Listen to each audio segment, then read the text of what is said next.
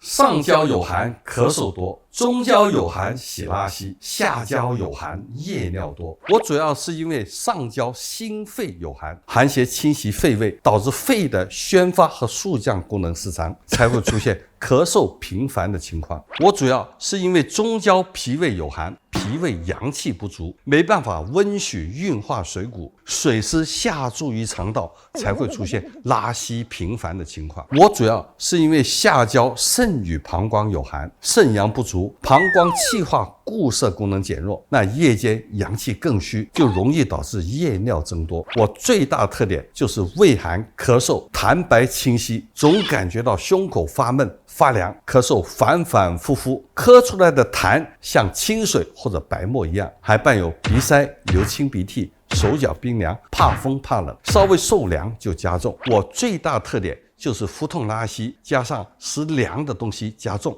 肚子一受凉就隐隐作痛，大便稀溏不成形，甚至加有一些未消化的食物，还伴有食欲不振，吃一点点就饱，腹部喜温喜暗，舌苔薄白。我最大特点就是夜尿频繁，加上畏寒腰酸，晚上总要起来好几次上厕所，每次尿量不多，但是尿意明显，还伴有腰膝酸软冷痛，畏寒怕冷，手脚冰凉，小腹发凉，舌头胖大，边缘有齿痕。我调理的关键在于温肺散寒、化痰止咳。对付我可以参考通宣理肺丸，或者可以用生姜3片、紫苏叶6克、杏仁5克煮水喝。我调理的关键在于温中健脾、散寒止泻。对付我可以参考附子理中丸，也可以用干姜5克、炒白术6克、红枣3枚煮水喝。我调理的关键在于温肾散寒、固摄膀胱。对付我可以参考金匮肾气丸，也可以用小茴香3克、金樱子9克、山药9克煮水喝。你都记住了吗？